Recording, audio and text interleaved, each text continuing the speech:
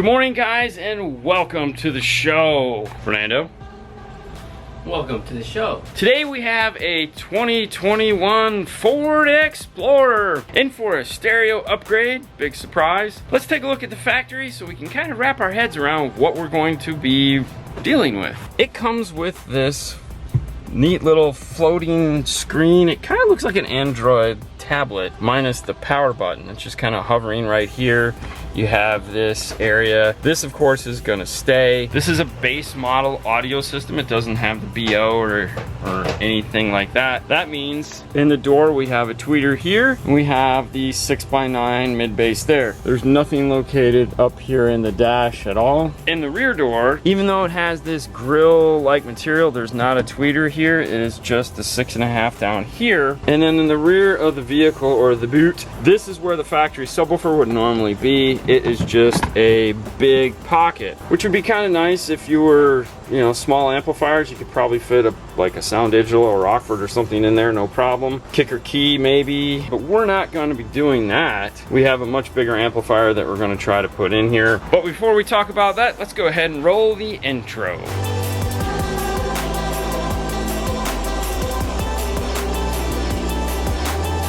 Anytime you start on a new project, whether you've worked on it a dozen times or you've worked on it once, whatever it is, there's a certain protocol of steps that you have to do in order to move forward through the car. It's real easy to do what you know and just get it done and say, I'll worry about that later. I'm not that kind of guy. I like to eat my vegetables first. What?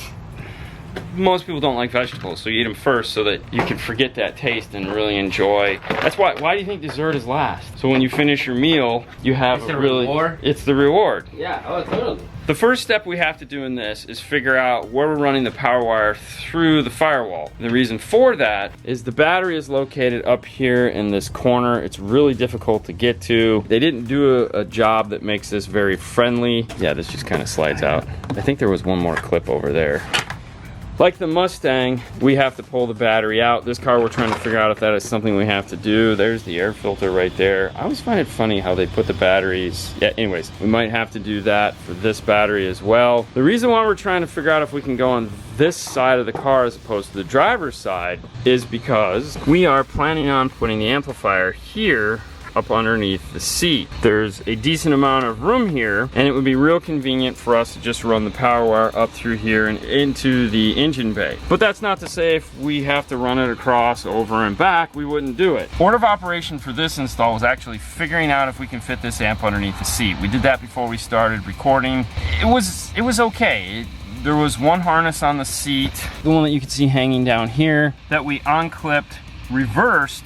There was also a 90 on there that we took the 90 off, flipped it around 180 degrees so the wire was coming out this way, which would have put it into the seat track. We put it the other way back into the car. That actually gave us like 4 extra inches of room on the piece of wire, which allows us to install our amp rack that we're gonna build, and the wire will clear, it won't rub up against the seat. We've had to move this back and forth, up and down, check all the movement on the seat to make sure that if you do move a wiring harness that it's not going to be an issue for you. In this case, this worked out perfect. As you can see, like the RCA's through the bag, so all the wiring will come out this way. There's a slit right here that we can feed like the power wire under it, all that. And speaking of the RCA's, once Fernando gets the power wire situation figured out, he'll move on to the speakers. I need to find the amplifier in the car.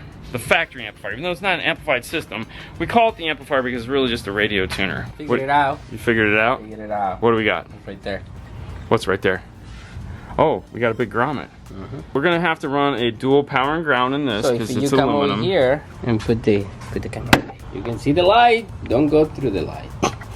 The light showing down there is Fernando's torch here stuck up through the firewall. That means we have a nice, easy, convenient way to get into the engine bay. We will be running the power wire up that side of the car. Bonus. As I was starting to say, my next step, now that we have that knowledge in pocket, I need to figure out where the factory amplifier slash tuner is. Most of the time in these Explorers, it's located in the back here. I know that doesn't make any sense because there's a screen up there. Why would you put it back here? I don't know. Ford loves to do that. They have a history of doing it. It's just sometimes these guys like to go old school and come back in. That means if it is back here, I have to pull all of this out to get to it. I'm going to try to do a sneak a peek, which is just kind of like pull some of this stuff back to see if I can see it. Then the whole back of the car is coming out. No problems there. It's just time, and well, hey, you know, that's what they're paying for. Now, what equipment is going into this car? You saw that amplifier underneath the seat. That is the audio control D5-1300. So we're getting a DSP 5-channel amp. For speakers, we'll be doing the Focal IS Ford 690 6x9 plug-and-play components for the front door, and the IC Ford 165 6.5-inch coaxials for the rear doors. We're also going to be installing a kicker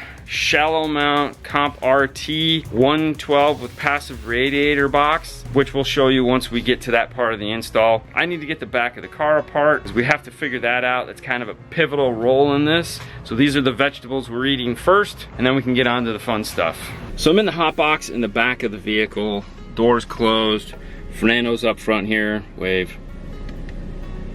And the reason why I'm doing that is, yes, the amplifier is located behind this panel. You can see it here. These guys all in this area are the tuner. This is the FM portion of it. This is your speaker outputs, your power, and all those other fun things are located here. So that screen way up there is just a slave to this controller here. The BO system, if any of you guys have to do that, is located behind this panel next to the factory amplifier. However, with the BO system, the two tweeters are powered off of the factory radio, just like in the F-150s. That's why we run wires to those instead of trying to tap in and dealing with this. It's like, there's no reason to go over here when you're doing a BO because everything just plugs in on this side with the Zen A to B. We're not that fortunate with the base model. The nice thing is this side came off fairly easily. We didn't have to remove the seat to do it, thank God. Thank you, Ford, for thinking that one. I'm guessing they figured if they're gonna put an air conditioner here that's gonna need to be serviced, this panel is gonna need to come off easily. So you just remove this seatbelt piece here.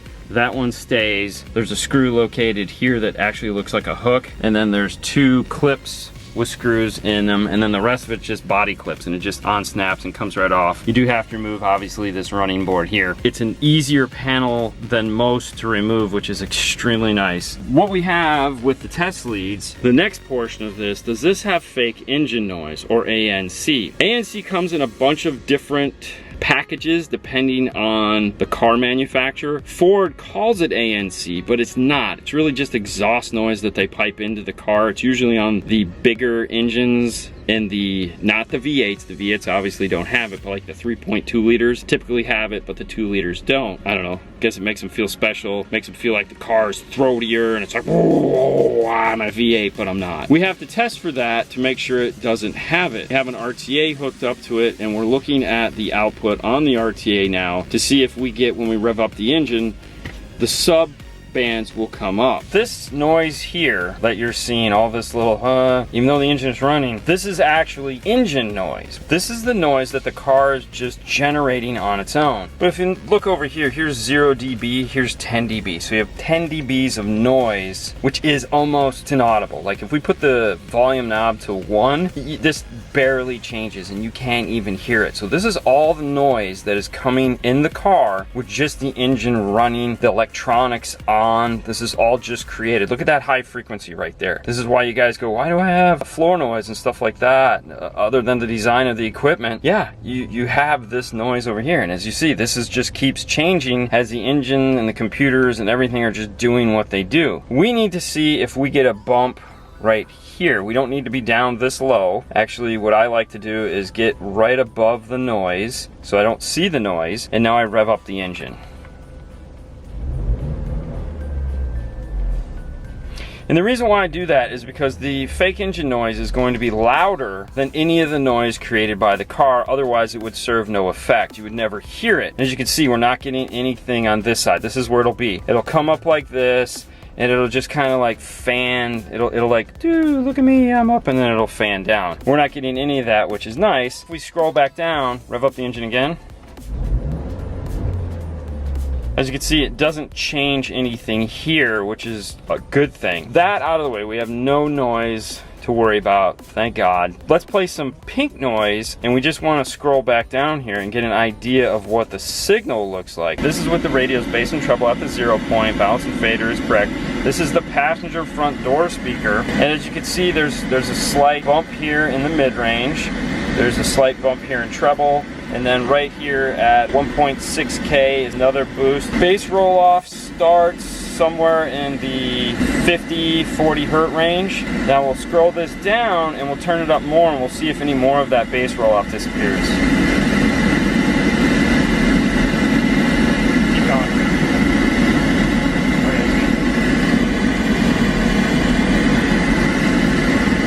So as you could see that the bass roll-off, the amount of it really didn't change much from when the volume was down low. What you'll typically see with like lots of bass roll-off, like a Honda or something like that, or a Nissan, is that this will just keep getting louder and this curve will just get steeper and steeper.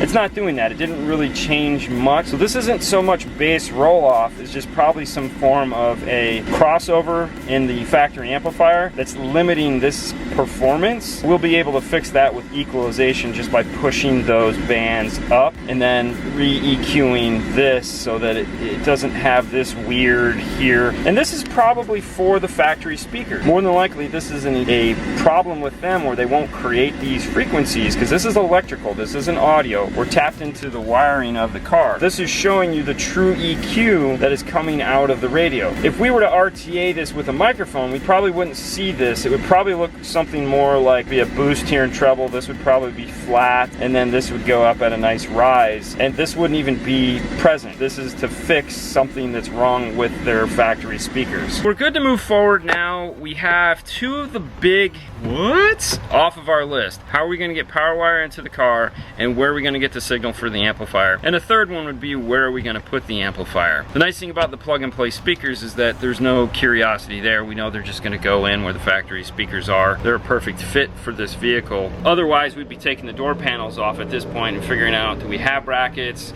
Do we need to make brackets? What level of speaker is he getting? Is the Metro bracket going to be good? Do we need to make big thick brackets like we're doing some K2s or something like that, where we need a nice rigid surface for those? We don't have to do that. It's pretty cool. The bad part about this particular vehicle at the time of filming is that there is no harness for this car, meaning we don't have a T-harness that we can easily clip into this, which is kind of a bummer. I really love using T-harnesses for something like this because it just makes installation super easy. So what we'll have to do is make something so that we can easily plug into that and get the wiring that we need, and that he'll also be able to just easily put it back to factory if and when he decides to go back to factory, which my guess is probably will be never, seeing how this is a 2021, but it's just nice to prepare for that kind of thing. Whew. Oh my gosh, it's so hot. Finding the factory amplifier tuner box opens a whole new group of tests that we have to run along with the ANC that we've already done.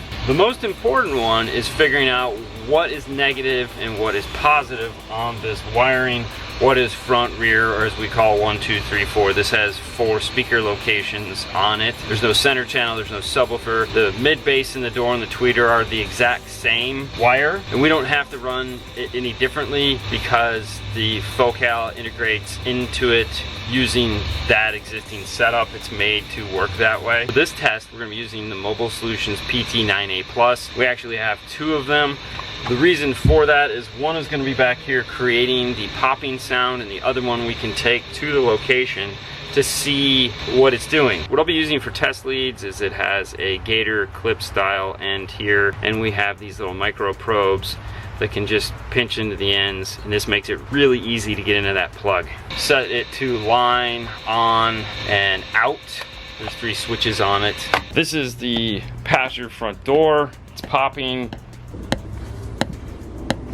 Popping red. The tweeter's popping red. This is a signal we're creating. That means we grab the wires backwards. What's negative is positive and what's positive is negative. Switching the pins just so that I know what is what. Yellow, purple is positive and the light green is negative. I can hear the driver's front door popping. Let's go test that. Actually, it wasn't the driver's front door, it was the driver's passenger door. That's giving me a positive. That means I tapped the right wires. And that's gonna be, for number 3, a gray purple. It's positive, and a brown light green is negative. Now the way this plug is broken up is it has 2 random up top, and then it has 6 wires below that. And each one of those are a pair for the speaker wires. The one up top is the passenger front door. That's why we did that one first. It was nice and easy. Now we'll move over to blanks. Now I hear the driver's front door. I can hear that tweeter ticking.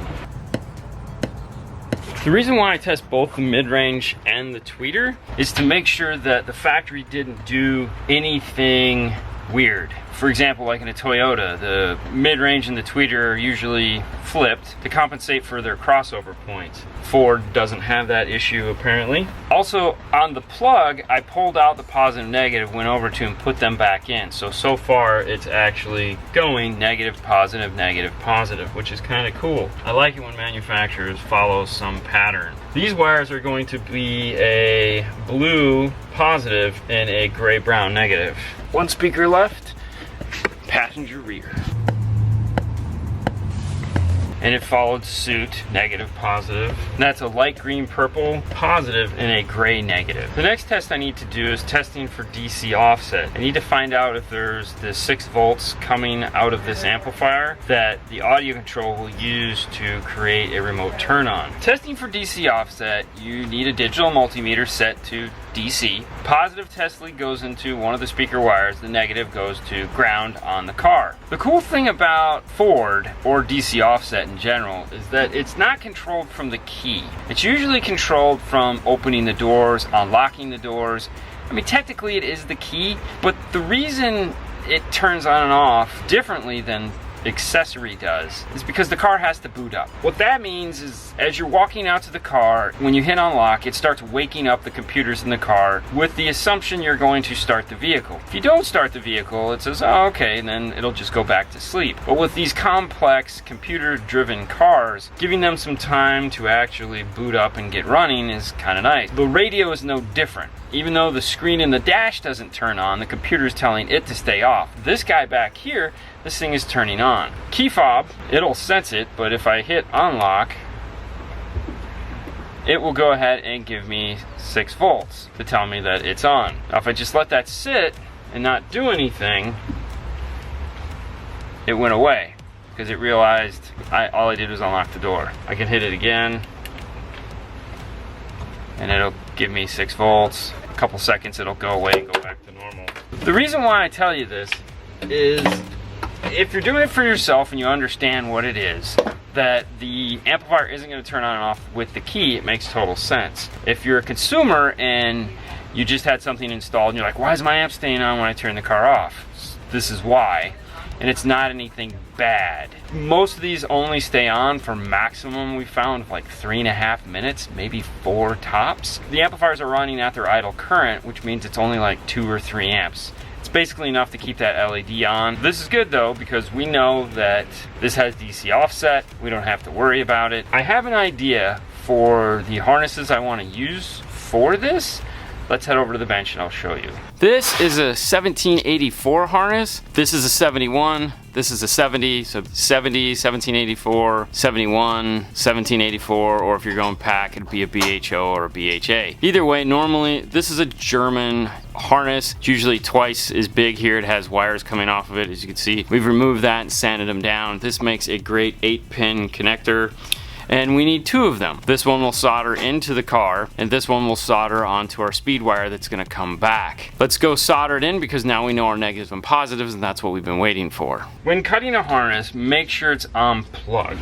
This harness is a pain in the butt to get out. This metal bracket right here gets in the way of the clip. Remove all the tape and whatnot from it. 2 of the wires go down off to this side and the other 2 go over to this side. What I want to do is get enough of the wire away from the harness. A lot of people, for some reason I haven't figured out, they love cutting somewhere in here. I want to be a good 2.5, 3 inches away from my harness where I'm going to solder this in, which puts me right about there. Next, I'll untangle these wires because usually in a factory wiring harness, the wires get all tangled up and it's really kind of annoying. And I'll do the same for these 2 wires.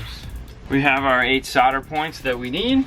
shrink wrap, soldering iron, and then a male and female end. It's important to put the right end where it needs to go. What you want to look at, which one is the easiest to accidentally put something into, and that's usually the male end because there's something sticking out. The female is recessed and hidden. That's the one that's going to go on the output side. The one going off to the speakers will be the male because I can unplug this, and if something gets in here, it's not going to hurt anything. With the ends stripped about 1/4 of an inch, I put my 1/8 inch shrink wrap over the ends. One of the problems you run into is that as you're working, these little shrink wrap pieces will sometimes fall off and totally screw you up. I like to take one of the zip ties, put it around the end like this, pull it tight. That'll hold all that shrink tubing in place. If I do this, or if I bang it, if I have to stop what I'm doing and come back, I don't have to worry about it. We have our sheet with our positive and negatives. The first one up is the light green and the yellow purple, which is 2, which is going to be gray.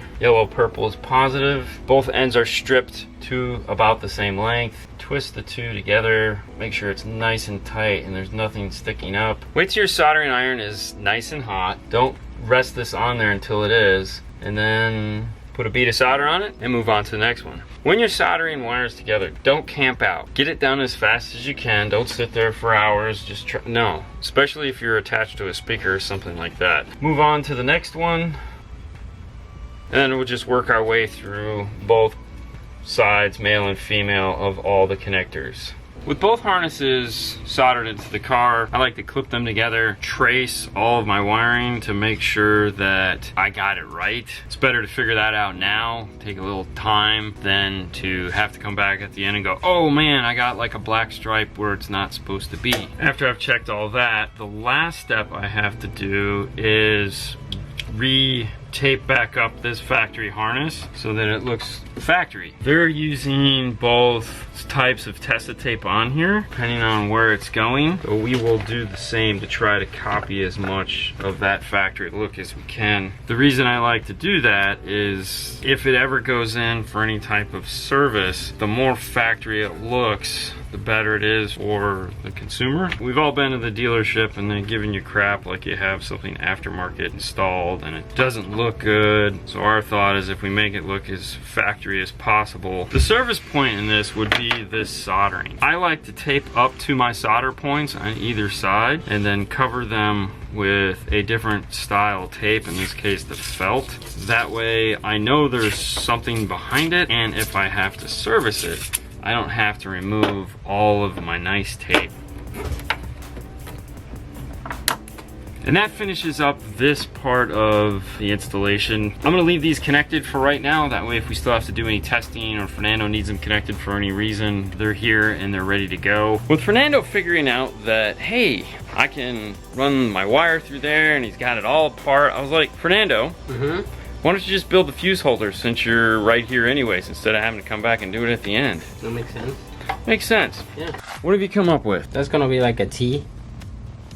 My fuse hole is gonna be here, and we're gonna attach it to the factory bulb over here. You're gonna mimic what the factory did and just have it sit over the top of the battery. Right, yes. Use the factory hole, have to drill any holes in there. We're gonna put a laser panel on it? Yeah, we're gonna do something in here. Nice. If you're gonna be doing any form of laser work or CNC work or anything like that, you need a good pair of calipers. And we have a couple different sizes depending on what we're working with, just to keep it not so cumbersome. We're gonna need to make a square that goes right here on this piece. With the software, just grab the square tool and we'll drop one on the page. On length the sizes, we don't need fill. And the first measurement, which is the width here, needs to be 1.37. And then he wants it to full length here, which is going to be 2.87. And this is our working size. Zoom in a little bit. All right, Fernando, what do you want on this? The audio control and the Blackstar logo. I don't know if you're gonna put the focal all the way in the bottom. Drop XY lines on here. This will help us center everything up as we move forward. I'm going to copy this and repaste it and drop it back into place. Make it a little bit smaller, but for that I want to turn the linking back on. That'll give me a little bit smaller area. I want the two to match. Now this is just going to be a guideline. Anytime I use a shape as a guideline, I turn it a different color than what I'm working on. And the reason why I need this guideline is I have to create screw holes. And that guideline, this shape now gives me the perfect guideline for the circles. I can go back to this, it's highlighted, and turn it off. And now I have 4 circles, 4 screw holes perfectly lined up on the page. You'd like a 5-star logo on it.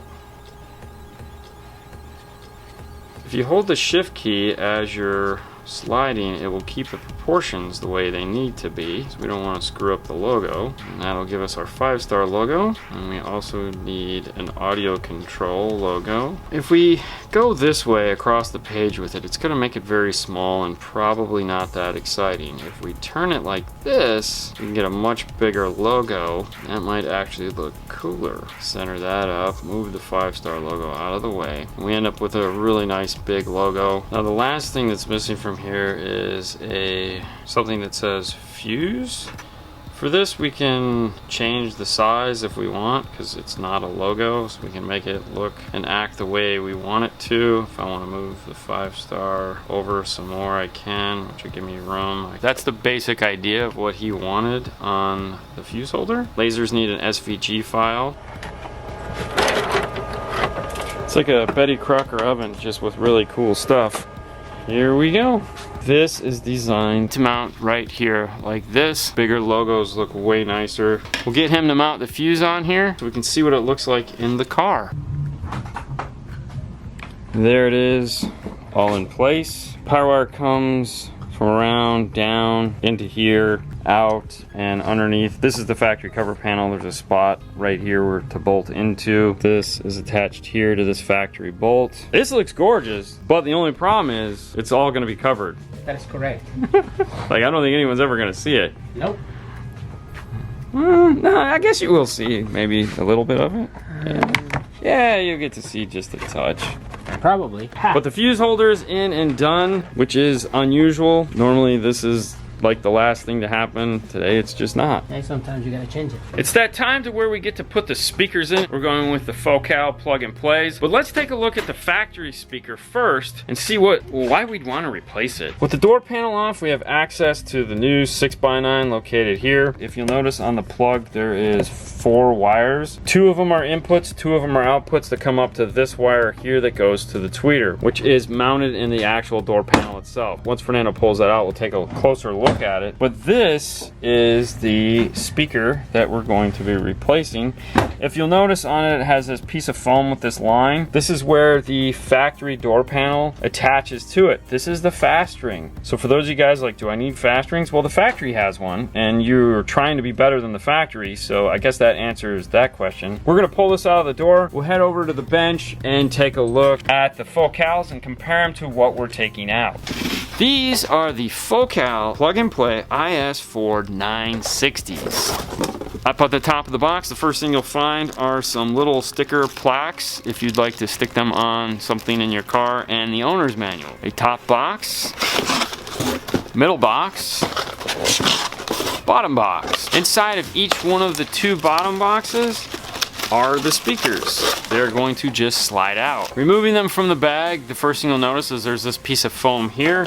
This is to keep the magnet nice and safe. There is the gasket for the front of the speaker. There's also foam on the back here. It comes with this cover over the front to keep this from getting dented or busted or anything like that. This piece of foam is made to stick inside, just like the factory. It has double-sided tape on the back side of it. To attach that, simply just peel it off, line it up with the outside of the plastic, and stick it into place. You can do that if you like to tamp it in. This is a purposely built Ford speaker. It's made to mount into that factory location that we just saw. This is the factory one that it will be replacing. Let's start with the back side of these. The first thing you'll notice right away is that the magnet on this is way bigger, and the reason for that is because this is going to have a higher power handling. This has a lower power handling, 25 watts. This is more towards 75 with 150 watt max. They're not identical. If you'll notice right here, here, there is a slight difference in shape, and that is because not all of these are the exact same size. This one is a more universal. If we flip it around and compare this size to it, you'll see different hole patterns on this. So this is designed to fit in all the Fords. This one is just for the Explorer. Ford likes to spend a lot of money making different speakers to go in the same place. Like the factory, it has foam just like ours does. Naturally, you want this to be secured into place. They're both made out of a composite material. This one has the passive crossovers attached to the back side of the speaker here. When we flip them over, the plugs are both on the same side, so this makes it easy and convenient to plug the factory back in, and they both use that same plug. The one thing that stands out, because this is a universal Ford fit, if you'll notice, this speaker is a little bit deeper than this speaker. This has to fit in more applications than this one, and my guess is they're trying to squeak out just a little bit more bass out of this. We don't have to with this one, we just went with a better design in the first place. This is a foam surround with a paper cone. This is a rubber surround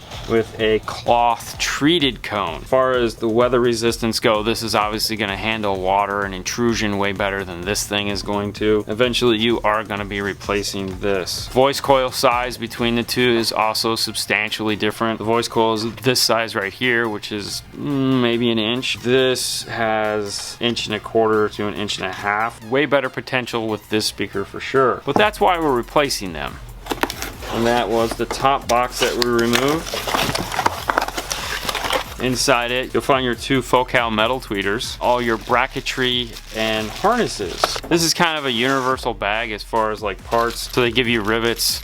Some of these cars, not Fords that I've ever seen, do have rivets that hold them together. I think Focal has just decided they're gonna put these in everything. They are cool because they do say Focal stamped on the rivet. Kind of a neat thing there. These are the mounting brackets for the tweeter to hold it into the door. Bag of screws. They have 2 different clips for the tweeter. These 2 here, which are little, which I think these are the ones that it is, and a bigger set here. These are extensions. The reason why we have these, sometimes this will get mounted and this clip will actually be up here. Obviously your factory's not gonna reach over to this side, so they give you these extensions here that you can plug into this and then plug in up top here. Focal thinking a little bit, which is nice. We have another little bag, little parts bag here. These are the screws for these brackets so that we can attach the brackets to the back of the tweeter. The tweeter comes with a hard plastic covering on it. You can see I wouldn't be able to do this if it didn't. The reason for that, it is a metal tweeter. It doesn't bend, it doesn't flex. You can't accidentally touch it or anything like that because you will permanently damage the tweeter. Think of it as like an aluminum can. If you put any crease or anything like that, it's going to stay there forever. It does have a dampener on the front, which is nice because that keeps you from putting your finger on it. However, I like to keep these on. As you can see, they'll kind of clip on as long as humanly possible. There is a left bracket and a right bracket that not every install is going to need. These definitely are needed if you're doing like a 8-pillar F-150.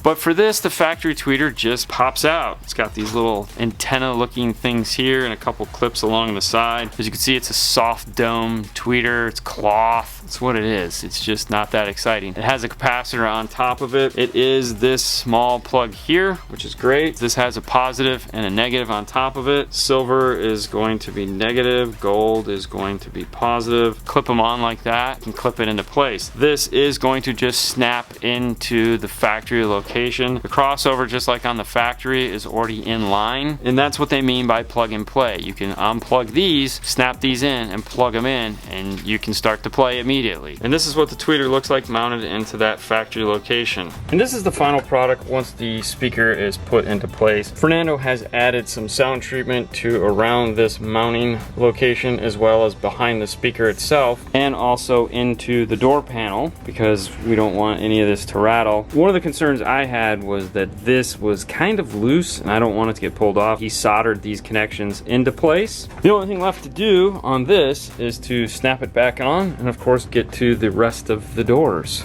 The rear door is the same as the front door. Fernando's already pulled this speaker out. It's sitting over on the bench so that we can take a look at it and compare it to the new Focal we're going to put into place. And with that being said, let's head over to the bench and take a look at those. For the rear speakers, we're going to be doing the Focal IC Ford 165 plug and plays. This is a 6.5. On the top, we have those same instructions, those same little stickers. It has 2 boxes inside of it. Just like the other one, they simply slide out. These are packaged very similar to the 6x9s in the front. They have the little piece of foam to cover the magnet. They have the front piece of foam stuck onto the back of the speaker. There's also a piece of plastic over this mid bass, and there's also one over the tweeter. This one is important. Don't remove it until you put the door panel back on, but make sure you remove it. It's kind of the running joke. We leave it on, and then every now and then we'll get done. I'll be like, how come there's no tweeter coming out of the rear door? And Fernando will be like, oh, give me a minute. There is no protection on this aluminum tweeter at all. The foam, take your time, peel it off, and then stick it into place. Trying to keep it as outside as possible, away from the speaker itself. Don't let it touch the rubber surround. Flip it over, pound it into place. This is the back speaker we are going to be replacing. In the rear, there are no tweeters at all. This is a full range driver. Paper cone just like the front. Foam surround. It has the fast ring type foam on it to couple up with the factory door panel. Small magnet just like the front speaker. They're both 4 ohm and both 25 watts. Right off the bat, you'll notice that these are shaped just a little bit different. It has like a spade shape to it almost, but that's okay. The whole pattern and the actual usable surface is the exact same size as this one. They both line up. We can put this on the door. This is in the same spot as in here. These screw into the same spots, and this foam that is on the back of it covers up the same hole. For some reason, they just made this one bigger. It is a plastic construction,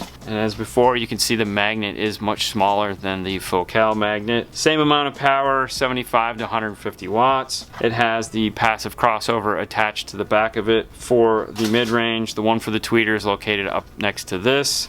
This is going to give us obviously some treble from the back that you're not going to have with this. If you have people that ride in the back, they're going to appreciate this speaker a lot more than they appreciated this speaker. The tweeter is low enough in the door to where it is not going to affect you, the driver. It's just going to be for the people in the back's enjoyment. The one nice thing about plug and plays, you don't need the fast rings because they're built into the mount. This is designed to mount up just like the factory does. It's designed to mimic the factory. Therefore, the coupling that is required from the factory is already on this speaker. And just like the front, the back is now in place. Sound treatment is in on the door panel inside, the mounting bracket here. He has remembered to remove the plastic cover off the tweeter, as well as we have added sound treatment into the door panel itself. And just like the front, all we have to do now is get this one back on. Fernando got the door panel back on, and even though it comes with those cool stickers that say Focal inside, we still want to put our little touch on it. That means we've added our Focal logos to the door instead of using their Focal logos. It's just that little personal touch we like to do.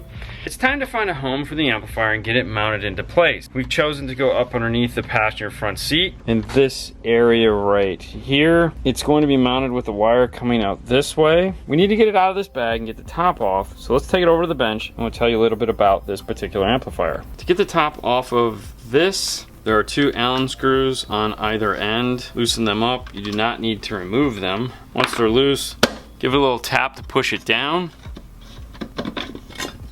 and it'll come right off. There's 2 more screws here at the back. These are what lock the back into place. These do not need to be removed. While we're working on it, I like to put it back in the bag and put it in the box so that the cover doesn't get scratched. Since it's already on its side, let's take a look at what all of this is. Going from the left to the right, it has 4 30 amp fuses for 120 amps of current draw. It uses up to a 0 gauge wire. For most applications, 4 gauge will be sufficient, but make sure you check your wire chart for length. It has 3 RCA inputs, front, rear, sub, or 1 and 2, 3 and 4 and 5 and 6, and it has a line output. This line output is programmable through the DSP, so you can feed out whichever one of these you want to this RCA. It has 8 channels of high level input. here. Wait a minute, I know what you're saying. You just said it has 6 RCA inputs. It's a 5-channel. Why do we have 8 channels of input? Well, most of them are connected together. 1 and 2, 3 and 4, 5 and 6. This top one here that says front high, this is something that all the multi-channel audio control amps have in the LC and the D line, is an extra set of high-level inputs. The reason for that is, like in this Ford Explorer, let's say the tweeters were on a independent channel from the mid bass. We can put our tweeters here, we can put our mid bass here, and then in the software we can sum the 2 channels together. You can do this on the LC version of it. There's a gain control on the top to allow you to adjust those 2 together. Very similar what you do on one of the LC 7, 8, or 6Is. It also can be used for anything else that you'd like to feed high level into this amplifier. So if you have something that makes noise or a chime or a beep or anything like that you would like to mix into any of these channels, you can feed it into this input and blend it into whatever channel you would like.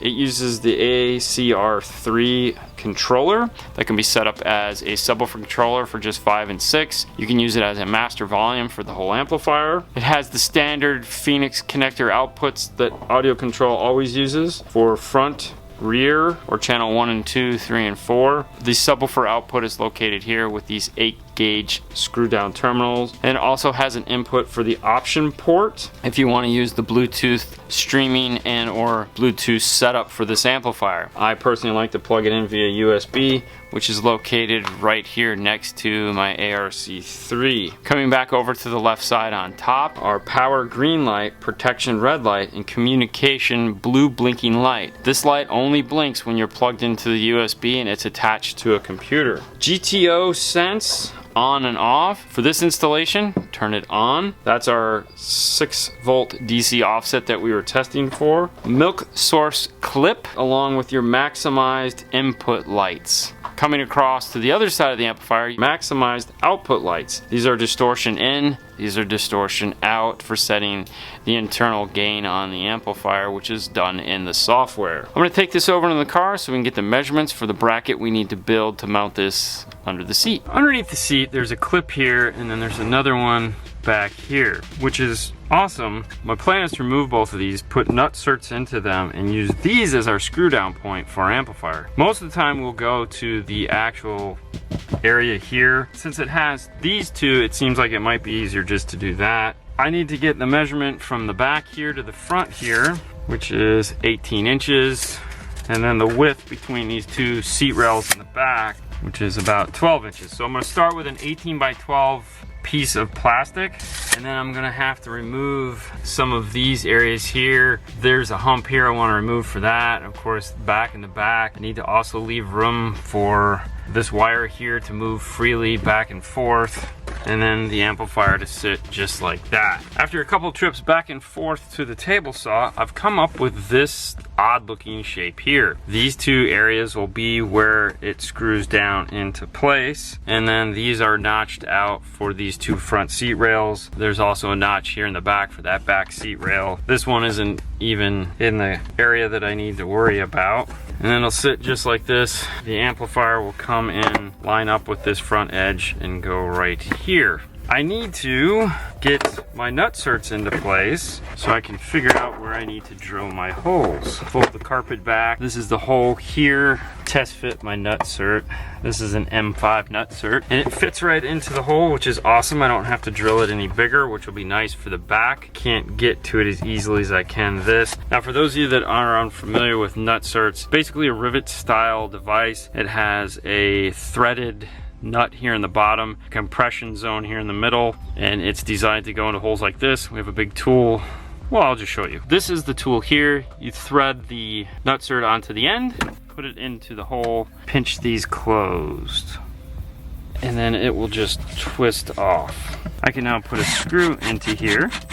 The reason why I want to get this screw in here is so I can take this and I can use that to scratch my location where I need to drill my hole. I'll repeat the process on the back side here. The back screw is in, the front screw is in.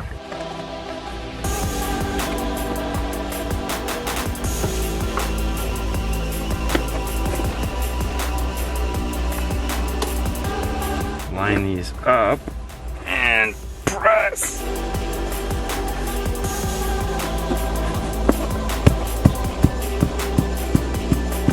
And on the back side, I have clear marks, drill some holes. I've made the holes a little bit bigger than they need to be because I can always add a washer.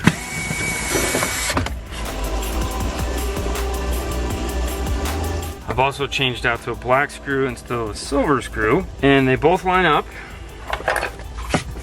The amplifier will sit just like this right here. The next step, of course, is the hard part, or the most time-consuming part, which is wiring up the amplifier. We won't be using any RCAs in this installation because it's all going to be high-level 4-channel. That's perfect for running speed wire. My thought right now is to run 2 runs of speed wire, 1 for the high level, 1 obviously for the output back to the amplifier, 2 up and down here.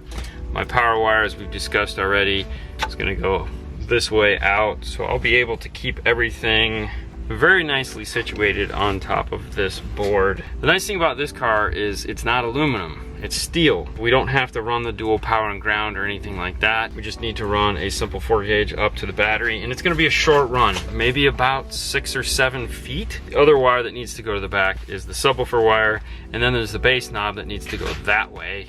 We have to find some place to put that in the dash area. We still have plenty of work cut out for us, but this next step involves me going over to the workbench, so that's where we're going, guys. I've already screwed the amplifier down to this piece of plastic just so I could get an idea of how it's going to lay out without it shifting around. When working with ABS, always use a drill bit. Don't just put a screw into this. Pre-drill all your holes. What'll happen is the heat, when you screw it in, it'll just melt and it won't get tight. By pre-drilling the hole, it'll just go right in, it'll self-thread itself, it'll be perfect. Problems that I'm seeing so far, this area here is where everything needs to come out. It's gonna come out, signal's gonna go to the back of the car, power wire is gonna go to the front of the car. So they're gonna do this. The base wire is also gonna go to the back of the car. So everything's signal speaker is going this way. This area here is where the seat mount is. The seat mount's here. This is that area where the sliding wire comes up. The carpet seam is located right about here. There's a point here in the car where I can use for factory ground. What I'm thinking about is how I want to move the wire through this. I don't need a bunch of,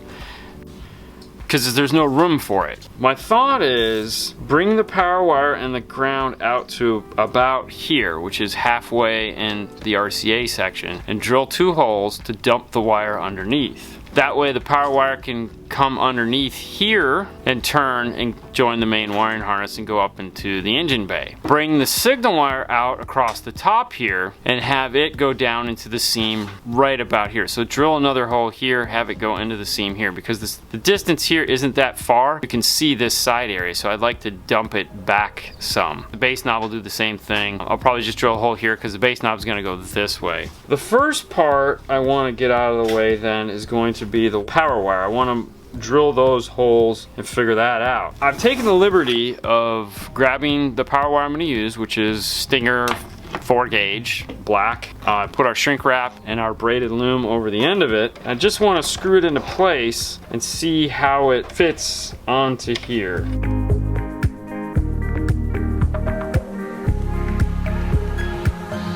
And I've done the same with the red power wire.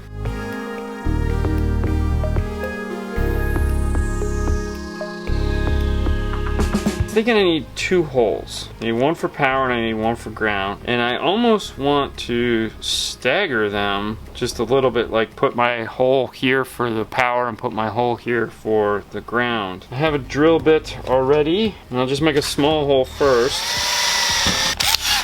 Grab a uni bit. With a uni bit, I like to go halfway through the top and the other half through the bottom. And with ABS, it's always nice to have a deburring tool. Go around the edge of it, and that'll actually round it over and give it a nicer finished look. I like the idea so far. I think I'm gonna do a staggered offset, and I need to get some holes drilled for some zip ties to hold this nice and tight in place.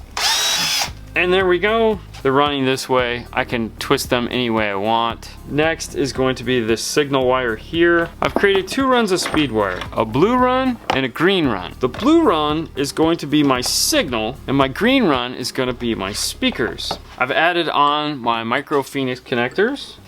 On this amplifier, there's the 8 inputs. I'm going to be using inputs front 1 and 2 here on the bottom, and inputs rear 3 and 4 at the top here on the opposite side. So they're going to sit like this into the amplifier. I don't need to worry about feeding something into the subwoofer because all of that can be selected in the software. I can tell my front inputs to feed my subwoofer outputs. Thought was to drill a hole here to dump that down, so right about the edge, just to force that turn. That'll give me enough to put a zip tie here and here to hold this into place. Just like before, I'll pre-drill my hole. I need to figure out where I want it. We'll go right there. I'm gonna do the same with this. Alright, so that is the center. And we'll come over. I'm gonna pre-drill this hole too, just so I get them at the same spot.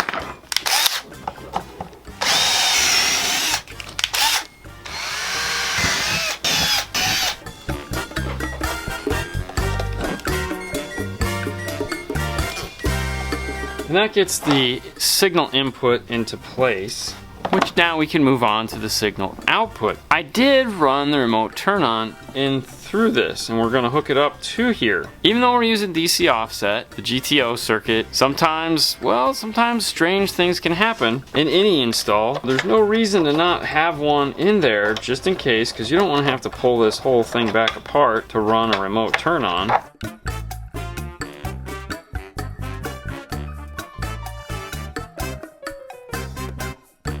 We'll go through this hole here, and we'll do the same thing. We'll add some zip ties here, and we'll zip tie in the remote turn on wire. And that brings the remote turn on into place, zip tied nice and tight up against there. Next is going to be the bass knob. There's nothing serious about this. It's just gonna plug in. It's just gonna plug in and go this way.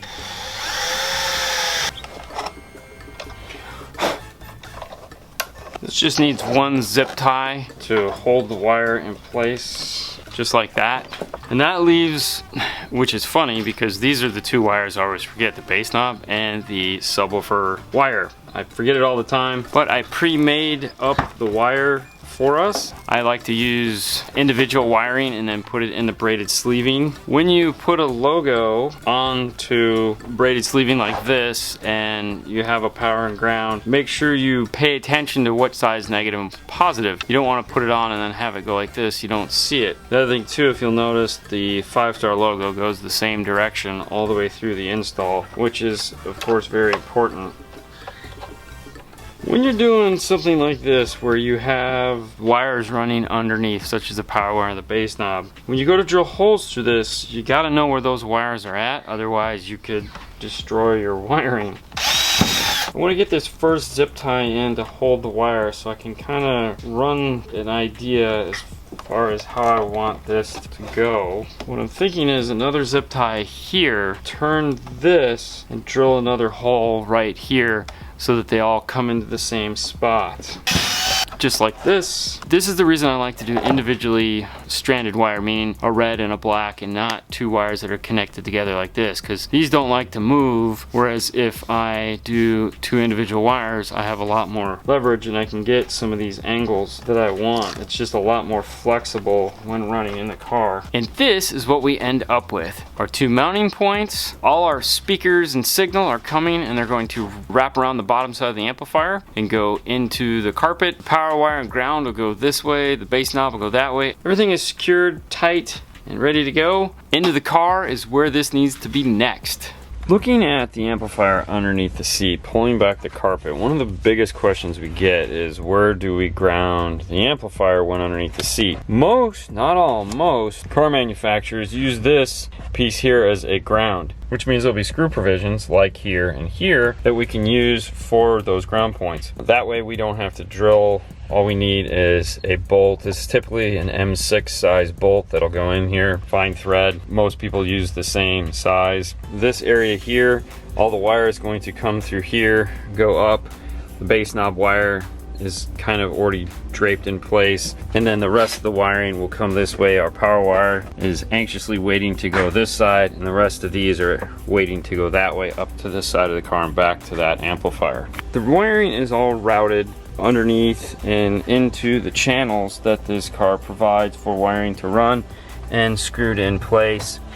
Underneath this carpet here, the power wire has this channel that it can run into, and then it will just snake through this piece. Super awesome. The same is true for the signal wire. There's another channel right here that this can come into, go behind, meets up into the factory track, goes underneath into the factory track, and then follows the factory wiring up into the side, up behind the air conditioner. It comes out here into the back of the car. I've already attached the speaker output, soldered my other end in. This is my remote turn on here if I need it. The next step is to do my signal, which will plug into this. As a side note, I also put a zip tie over these two connections. I don't want them to fall apart by any means. What I'm working on now for the signal is I've added in the audio control green LGD 20 ohm. I've screwed in my harness here. This will screw into the car, but before I do that, I need to make a small panel to mount these two. There's a factory bolt back there that I want to use so that these will be firmly secured into place. They do need a little bit of air because these can get hot. It is a load resistor. And there we have it. The factory nut that I wanted to attach to was right here. We leave their nut and we put our nut on top of it. That way, if we need to pull our piece off, their piece stays in place. The LGDs are mounted over here in the corner, and that brings this whole thing to a conclusion. This is done. The wire's all zip tied up in place. The last thing I have to do is put this side panel on. However, I'm going to wait to put this on until we turn it on and make sure everything works, because it's not particularly hard to get off, but I don't want to have to pull it off if I don't need to. That means it's time to start getting the amplifier all set. We do have one other piece that Fernando is finishing up right now, which is the bass knob. He's running it over. We cut out a piece on the laser for it, which I'll show you, of course, how it looks. Turned out really nice. Very simple, very elegant. But you know what? While we're talking about it, I might as well just show it to you. Otherwise, we'll forget, and you guys in the comments will be like, you didn't show us the bass knob. So for those of you that do have Explorers, there is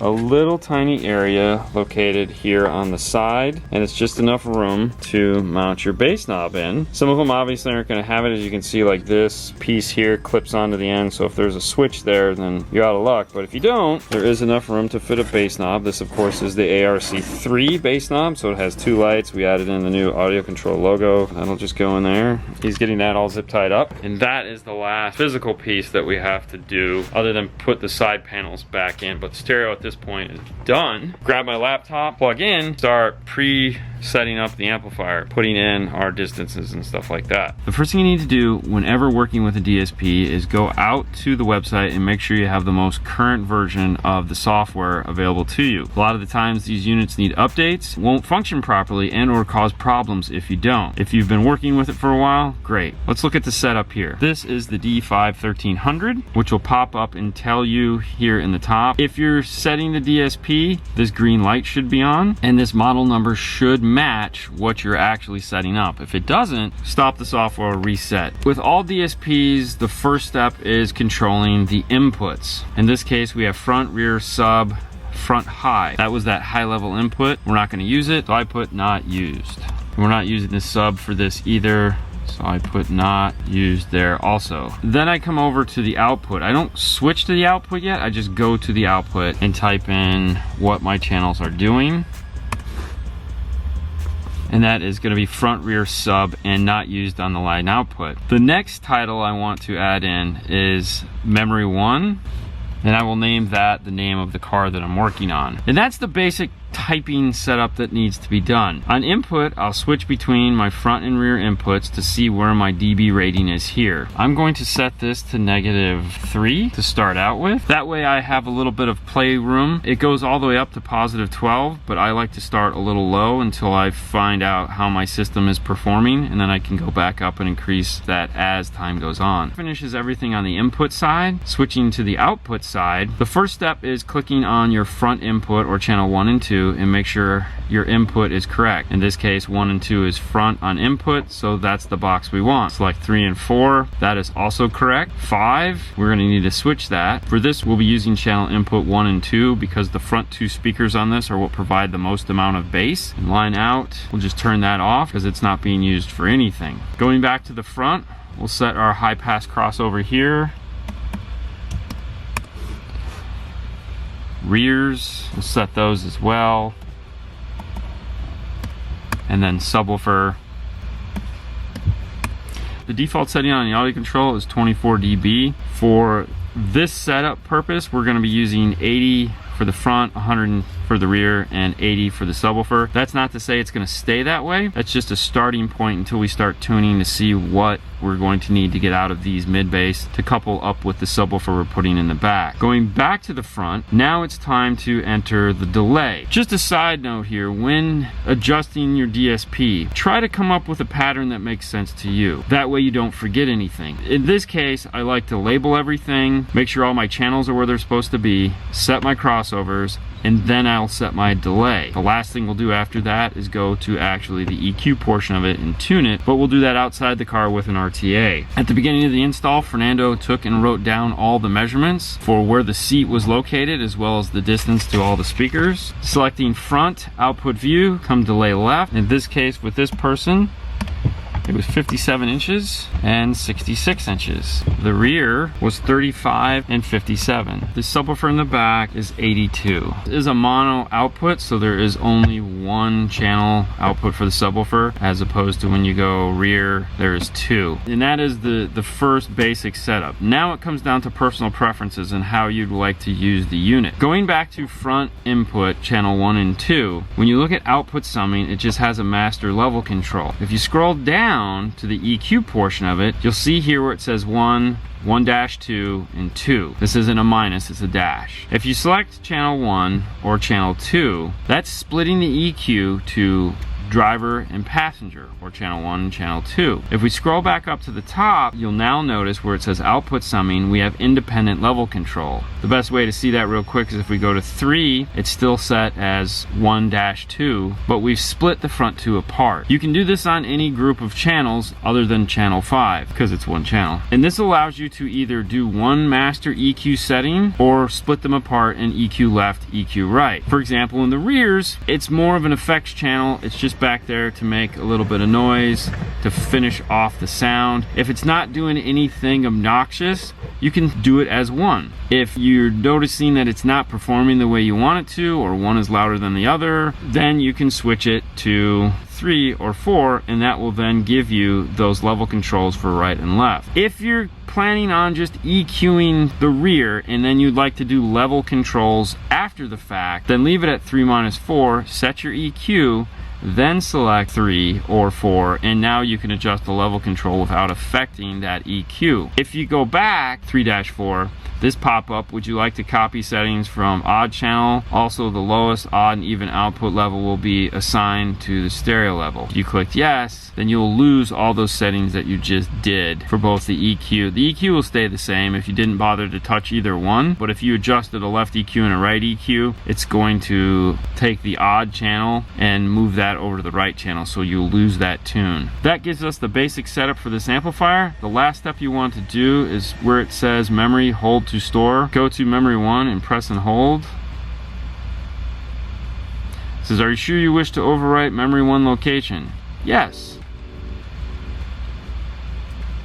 And that will now push that information over into the amplifier, and that amplifier has that basic information on it. The next step, of course, is tuning. Amplifier has an auto feature located right here. That auto feature will listen to the sound when you play pink noise over it, try to add audio controls house curve to it for the electrical side of things, not the audio side of things, the electrical side of things. The signal that we looked at earlier when we were checking for ANC noise, it will try to level that out so that it'll get you a little bit ahead of the game in your tune. To do it though, make sure you disconnect your speakers from the amplifier, which you can just pull the Phoenix connectors. You're gonna need a pink noise test track for this. We're gonna use the EduCard Test and Tune app. Play the pink noise and you'll see the EQ here on the input setting. If you go to the output page, you'll also see it down here on the bottom. If you adjust your dB, it'll pop up. Select the channel you'd like to do it to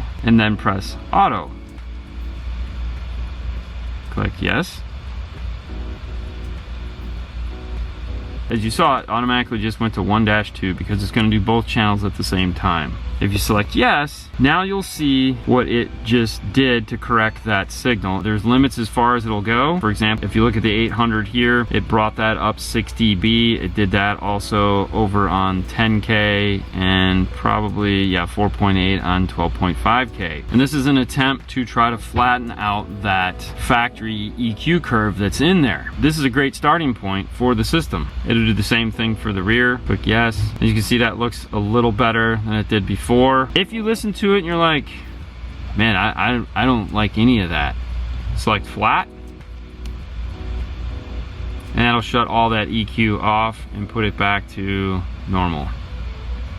And there you have it. After you're done, make sure to press and hold your button here, select save, and now it's burned over into the processor. If you'd like to try experimenting, that's where memories 2, 3, and 4 come in. It allows you to do some basic setup. We could store this basic setup on memory 1 and then store it over on memory 2 simply by pressing and holding memory 2. And then we could come back and select auto, yes, and put that EQ curve on preset 2. That way we can A/B between preset 1 and preset 2 and see how they actually look on a microphone. Or if you didn't have a microphone and you just wanted to see what factory playing into the speakers sounds like versus flattening it out. Being able to A/B between those two is kind of nice. And I can go back to 1. Now I have a flat, we can hear it like that. I can press 2, and we can hear it with the audio control electrical house curve. For right now, that's all we need to do for this. We need to do some testing on the car before we get to the RTA work. We need to do polarity, we need to check our balance and fader, make sure everything's doing what it's supposed to do. I'm gonna close this app for now. Once it's closed, it's safe to disconnect. The blue light on the amplifier should not be blinking. Pull your USB out.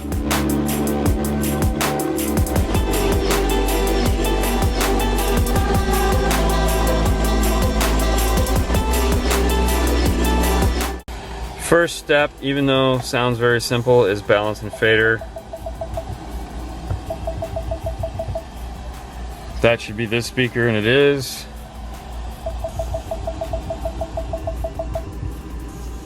That's my rear. That's Fernando's rear. That's Fernando's front. Conveniently, this has a reset, takes it right back to the middle. Make sure that your bass and treble, you should have already checked this to make sure that this is flat. Don't do the auto EQ if this is anything other than set to 0 across the board.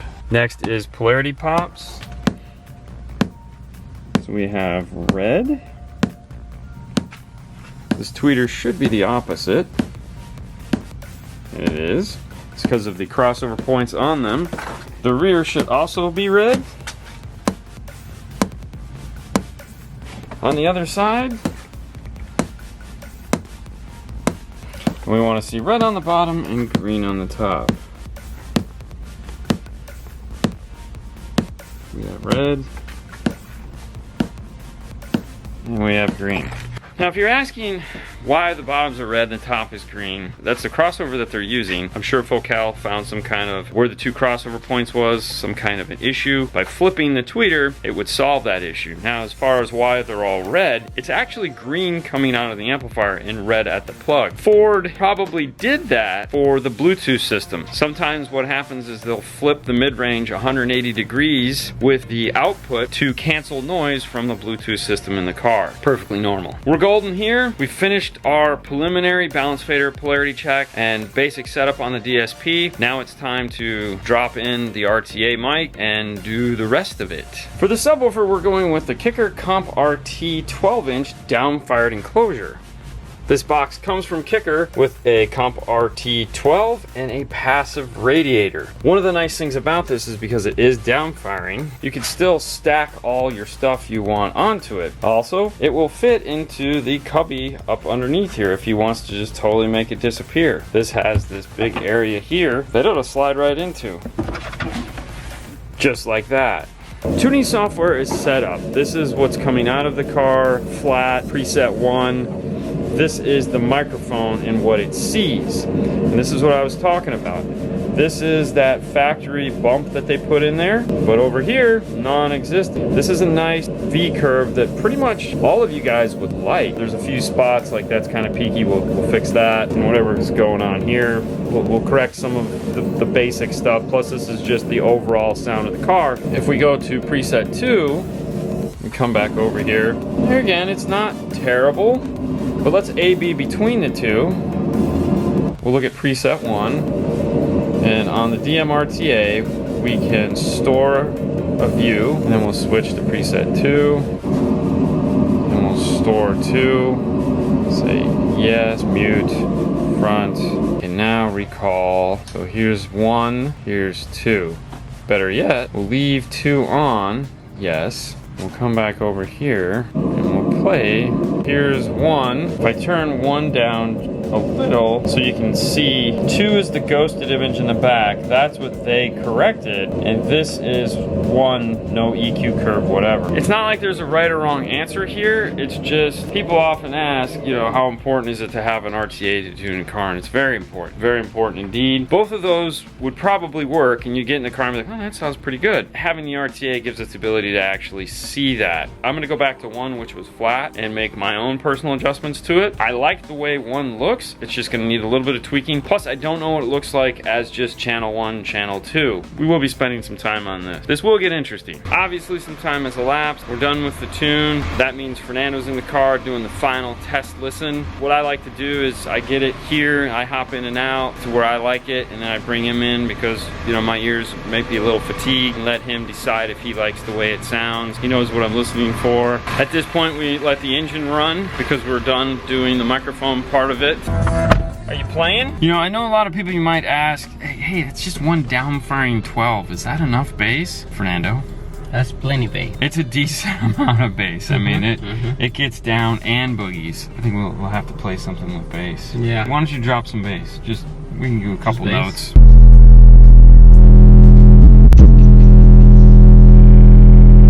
And that's with it underneath the panel.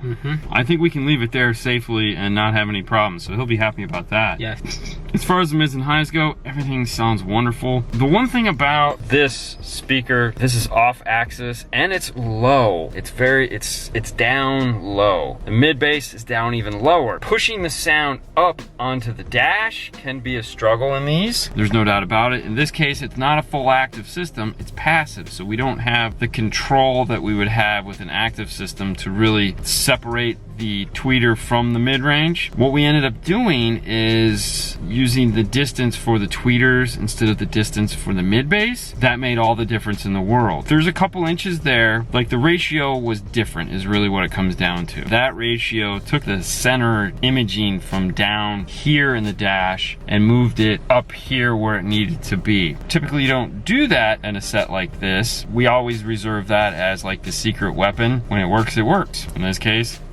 it worked.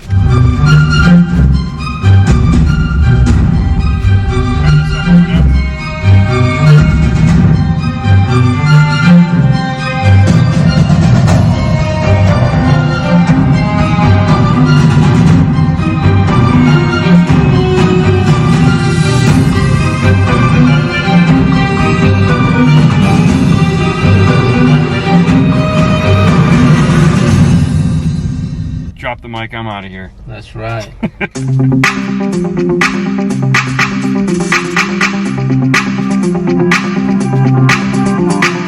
It gets nice and loud and it sounds fabulous. I'm happy. Are you happy? Yes, I'm happy. Hopefully the customer will be happy too. All right, let's go over the checklist. We showed you the bass knob. Check. We let you hear the woofer. Check. We talked about a whole bunch of stuff. Check. Showed you the amplifier. Check. I think that's it. Check. End the show. Check. On to the next one, guys. You guys have a great night. As always, we hope you enjoyed this. I did that backwards. Either way, we'll see you later next time. Check. Bye. Bye.